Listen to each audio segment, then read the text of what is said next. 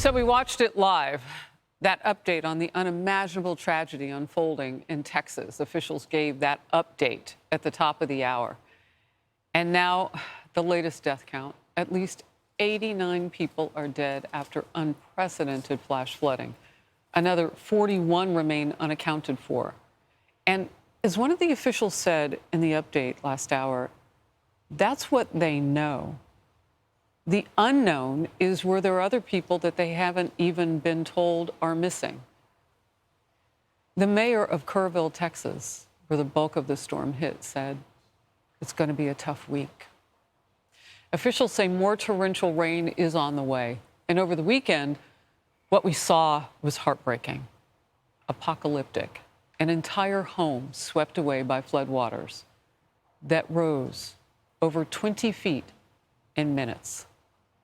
Texas Senator Ted Cruz says more than 850 high-water rescues have been conducted since the flooding began. And one Coast Guard rescue swimmer, Petty Officer 3rd Class Scott Ruskin, is being called a hero after he rescued 165 people. Ruskin joined Fox and Friends earlier today. Even as a professional rescuer, I was nervous about getting in the water. I can't imagine how 8, 9, 10-year-olds, like, these kids are heroic. Like, they need to get the credit they're getting that they need. You know, they like, some of the camp counselors were saving lives before we even got there. So, I mean, without those guys, it would be a lot worse situation. It's still very tragic. But I think there definitely needs to be a lot of heroism and praise to the survivors. They were saving themselves. This is Outnumbered. I'm Harris Faulkner, here with my co-host Emily Campagno. Also joining us today, Kaylee McGee-White, Fox News contributor, Riley Gaines, host of Gaines for Girls and Outkick contributor, and Larry Kudlow, host of Kudlow on Fox Business. Let's go straight to Christina Coleman, who is live for us in Kerrville, Texas. Christina. Hi, Harris. Yes, this is just an absolutely tragic situation as rescue efforts continue after this swift floodwaters swept through this area. I mean, just go ahead and take a look at that debris there behind me. You can see all of it crushed and mangled there. Cars, heavy machinery. And if you go ahead and take a look further, you could see this tree branch that is bent over. That is how high the water got to during that heavy flooding. And take a look at this. You can see some of the widespread devastation, more vehicles that were swept through the water, trees knocked over. All of this left after the unprecedented flooding here in the Hill Country. Rain pounded this area early Friday morning, triggering a surge in the Guadalupe River. It rose at least 26 feet in less than an hour. Authorities just confirmed in a briefing that crews have recovered 75 bodies here in Kerr County alone, including 48 adults and 27 children. Meantime, crews continue to work around the clock during this massive search and rescue operation. They're running into a lot of technical challenges with terrain, with water, even potentially, with weather, in the rising fields.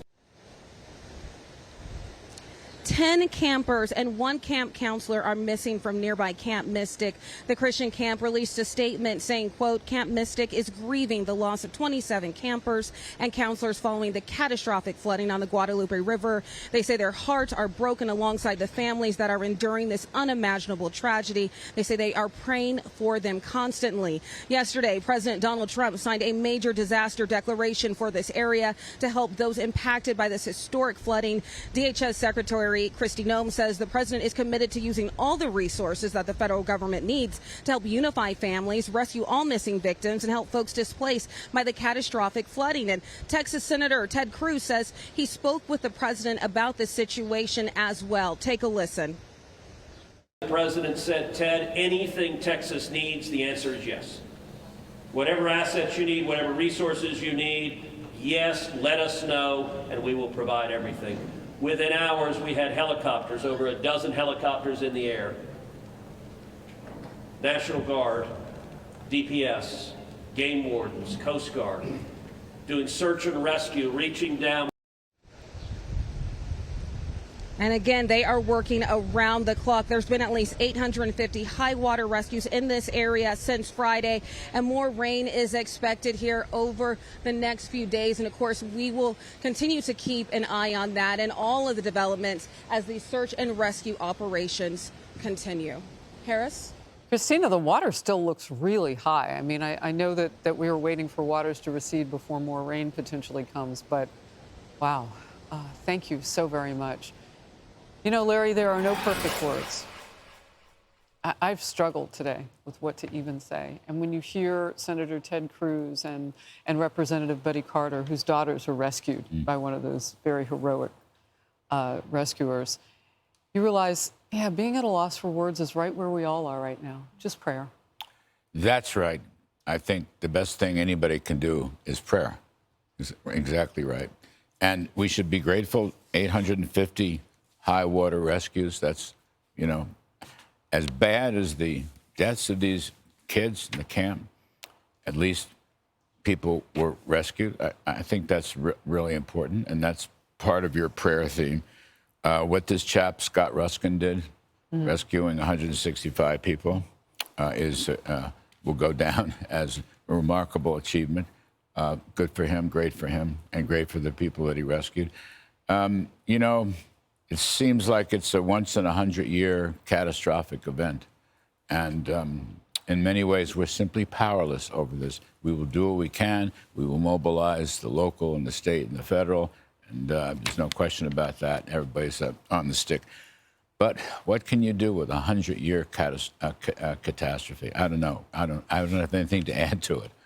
You know, I thought, Emily, it was just so touching watching Scott Raskin there call the little ones heroes who were willing to be rescued and jump into the water and just be brave for just a moment. That's right. The petty officer also sort of deflecting any calls for him as a hero. He said, I'm just doing my job. And he said the acknowledgement goes to my entire team and the rest of the Coast Guard and the other 20 agencies we are working in concert with to rescue these young souls and the souls across the county. And just to underscore as well, I don't think I can ever, frankly, wrap my mind around how much, the amount of volume of the water, how high it truly was. You know, 29 feet in 46 minutes. As the Kerrville city manager said earlier today, he said on a good day, it takes 45 minutes to even reach the camp, to reach Camp Mystic.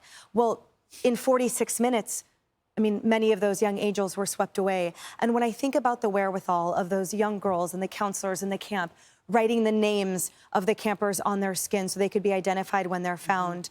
One of the counselors earlier today, she was 16, her name is Callie, and she said she wore her name tag on. She made sure to pin her name tag on. So she said, when they find my body, they'll know my name. And that amount of trauma that those young angels have gone through, I just can't wrap my brain around other than to be grateful that they knew Jesus. Because when I think about, I went to camp when I was 5 through 15, I worked at it, we didn't have electricity. And I was 2 weeks away, slumber camp. I was safe there, and I felt safe because my big sis was there in a different cabin. And for all of these just young children, my heart just breaks for all of Texas and their families. I read that yes, the 2 kids that were best friends were holding their hands, and they were found dead holding their hands. That's just an incredible thing, absolutely incredible thing. Prayer. You're right. Prayer. Yes. Prayer. That's all we can do, and that's what we should do. I think, this has been personal covering this weekend. I also grew up going to a similar Christian sleepaway camp, and one of the things that some of these parents have said of these young girls who haven't been found yet is that they're at least thankful that they were in a place that they loved, in a place where they were surrounded by friends, in a place where they looked forward to going to every year. That's exactly how I felt about my camp. It was the highlight of my summer. I worked there all throughout high school. And you can just only hope that those girls were surrounded by their friends at this time, that they were surrounded by people that they love, that they were in an environment where they felt safe and cherished. And it's just devastating, the story that you mentioned, Larry. They were 2 sisters, Blair and Brooke Harbor, 13 and 11 years old. I didn't even realize that. 13 and 11 years old. And, as a soon-to-be mom, it makes it that much more trying to cover this. You just can't imagine the heartbreak of those parents at this time. Yeah, one of the things, Riley, that we learned from the news conference was really what comes next steps. And I quoted the mayor saying it's going to be a tough week. The next steps are this still could be a rescue. I believe in miracles. Of course. Right? We talked to Lieutenant Governor Dan Patrick in Texas this past weekend, and that's exactly what he said. He said, yes, there, of course, are still children and adults, for that matter, who are still unaccounted for, but we are treating every single person that is missing at this point as if they are still alive. We recognize that every single second matters. And it was really powerful to hear that. And I think I take the same approach that Kaylee does. Feeling this little daughter that I have moving around in my stomach, like the past few days, I felt, truthfully, like I felt guilty feeling that, knowing that there are parents in Texas who will never see their precious daughters again. Like it breaks my heart. It's a visceral reaction at this point. And I think too, like going into motherhood in the next few months for myself and the next few weeks for Kaylee, like it's a different kind of perspective. I can't even imagine, of course, prayers with the victims, prayers for our first responders who have been so diligent. And of course, prayers to the parents of these young girls, those, of course, who have passed away, and those who are still unaccounted for. Amen. You know, Larry, for those of us whose kids are not in camp anymore, I mean, my girls went through that about 8 years ago and were in camps. And I just hope that those parents understand that the good Lord has them. And that you didn't make a wrong decision by sending your child to camp. You gave her so many memories and delicious moments that you were describing you would look forward to as a child. That is one part of grief that really hits us, especially if we're dealing with the pain of unknowing. Yeah. You know, I went to camp also, long time. Actually, I was a head tennis counselor at this camp. But really, yes, sometimes it's very hard to understand God's will and God's way, okay? We are Christians. This was a Christian camp. These things are very, very difficult. And you want to say prayer or some kind of meditation or something to God or to some kind of higher power, something. You want to do that, but it's hard. It's very, very hard. You know, to my two female colleagues, I don't know you very well, you know, God bless your voting for life. God bless your voting for life, too. Voting is probably not the right word, but I'm going to use it. Life is so important. Here's where I'm going with this. Every day in God's universe, every single day is wonderful and fabulous and a blessing. Every single day. That's all I can say on that one. Amen. Fox Corporation has joined relief efforts with a donation made to the Community Foundation of the Texas Hill Country's Kerr County Flood Relief Fund. To help, you can donate by scanning the QR code right on your screen. So just take out your phone and do that. That's the quickest way. Or you can go to go.fox/TX flood relief. Again, that's go.fox/TX flood relief.